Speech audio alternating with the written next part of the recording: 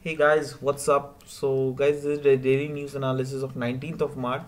So let's see the very first news. First news is about Rohingya refugees issues, right? So basically the center has asked Supreme Court and said that Supreme Court must not intervene in the deportation of Rohingyas, right? So that if Supreme Court is intervening, then that might lead to the hampering of our national interest, right? So Supreme Court must not interfere in this just because of the reason that we are not the signatory of United Nations Convention relating to the status of refugees. So Supreme Court must not interfere into this, and also it is a matter of national interest, right? And also they are telling, I mean, the government, central government is telling that though means already we have porous border, right? So the infiltrators from different regions like Bangladesh and Myanmar are already inserting, and they are causing terrorist activities in different region of India, right? And there are reports with the government that due to these kind of terrorism activities, due to infiltration of people from porous border, around thousands of lives of citizens and security personnel has already been lost, right? So that's why we are requesting the Supreme Court not to intervene in this our matter, right?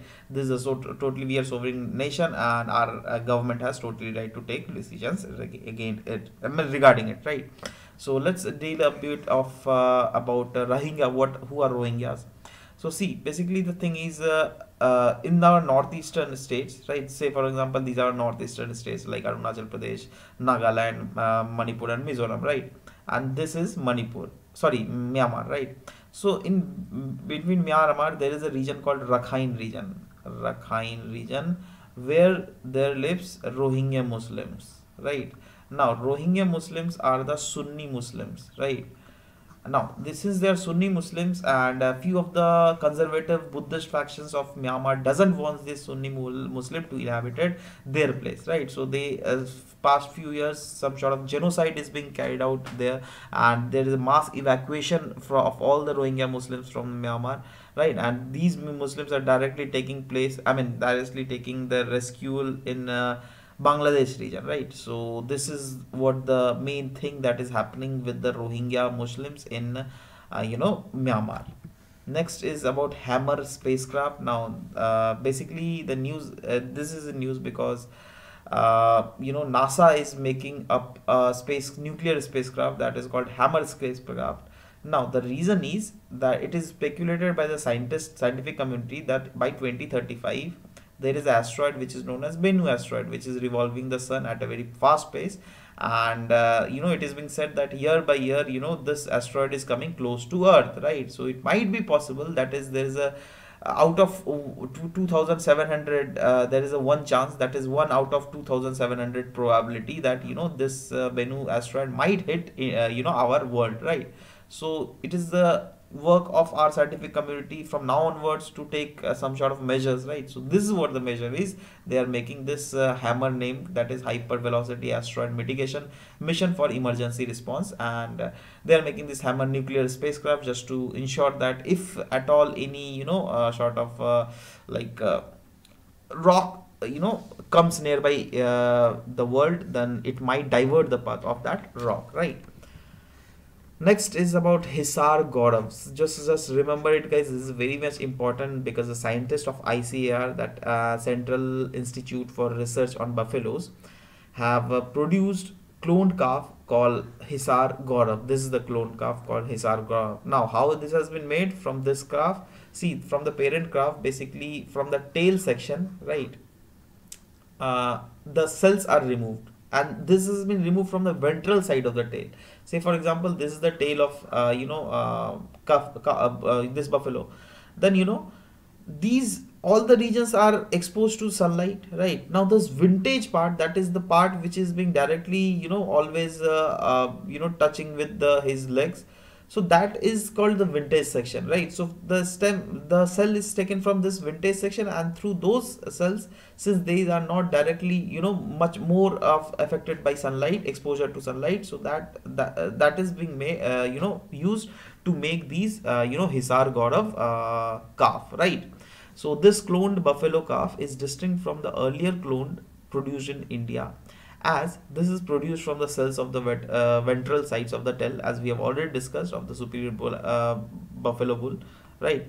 And okay, yeah, of the superior buffalo bull, and this part is the least exposure to sunlight. See, these are all things we have already discussed. Now, few of the facts are given that the first successful cloning was achieved by National Dairy Research Institute in Karnal in the year 2010, and Samrupa is the world's first Murrah buffalo calf which has cloned using the technique that is hand guided cloning technique, right? So remember these things. Next is about RIMES, that is Regional Integrated Multi-Hazard Early Warning System. Now what is it? It is a union registered agency which collaborate with Odisha State Disaster Management Authority, that is OSDMA, in order to strengthen its quality, prediction and ability and response capacity of the Odisha government, right? Because in Odisha there often occurs lightning, heat waves, flood, drought and tsunami, right? So, in order to provide technical support to this, Odisha State Disaster Management Authority regarding the analysis of data to be generated through automatic weather stations being installed in all the Gram Panchayat, nearby the region, right? So, it very much help for the forecasting phenomena, right? Now, as we have already discussed that what is RIMES, that RIMES is a United Nations registered agency and it is owned and managed by 45 collaborating countries that includes Asia, Pacific and African region countries, right? And it evolved from the efforts of the countries of Africa and Asia basically in the aftermath of 2004 Indian Ocean tsunami, right? That time, it was, actually realized that these type of institutions must happen so as to establish a regional early warning system within a multi-hazard framework for the generation and communication of early warning information and capacity building for preparedness and remote and response to transboundary hazards which are actually happening in these kind of regions. Means these regions like Africa, and Asia are very much vulnerable to these transboundary hazards, right? So some sort of institutions must be there who will take care of all this and pass informations whenever such kind of thing actually happens.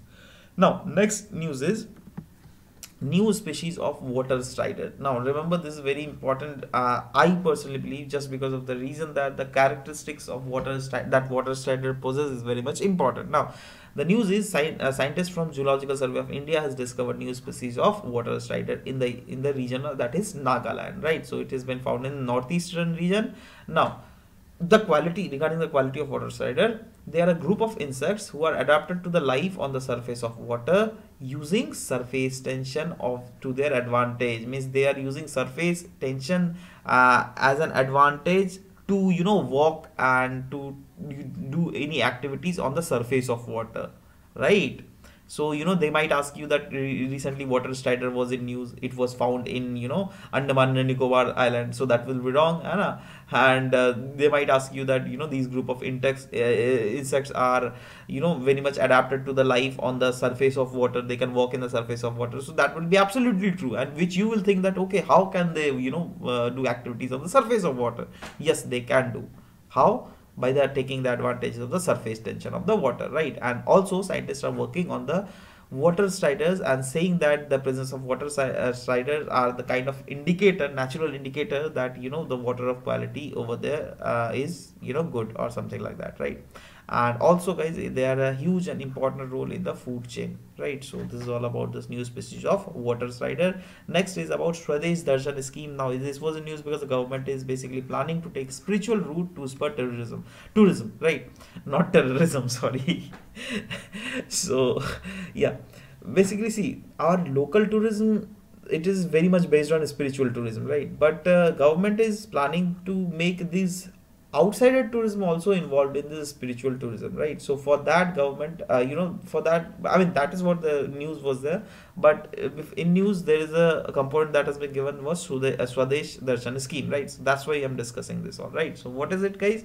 Under it, theme-based tour circuits are made, right? And themes are from different regions like religion, culture, ethnicity, niche, etc. And if to be very specific, like themes are like coastal circuit, then Ramayana circuit, then the Northeast circuit, right? So these are kind of circuits, many other circuits are also there. So those kind of circuit, the aim of the government is to promote the tourism in our India, right? And to earn money from that. And not only government gets benefit from it, if you see, actually analyze the thing, then if say for example in any region in nearby your whole place, say for example that is converted into a tourist area, right?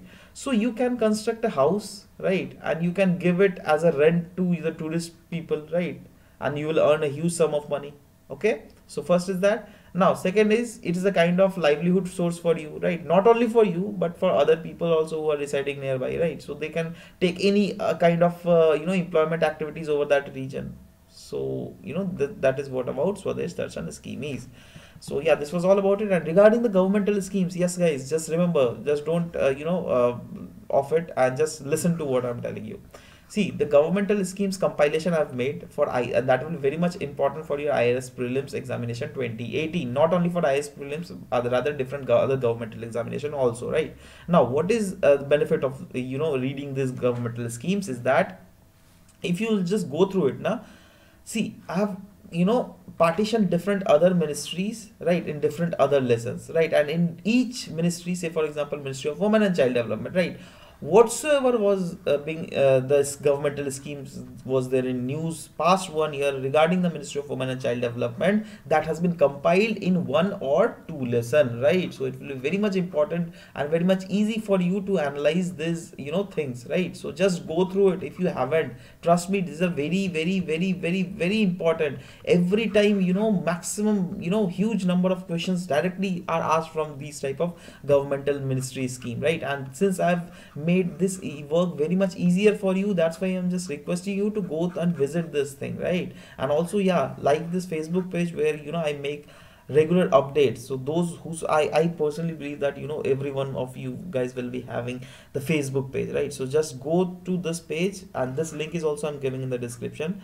So just do these both things. Just go to the Facebook page, and then second thing you have to do is just go through all the governmental schemes. Around 12 to 13 lessons I've already uploaded. Just go through it, right? So yeah, we'll meet in tomorrow's class, guys. Till then, bye bye, take care, and thank you for listening to the video, guys. Thank you very much.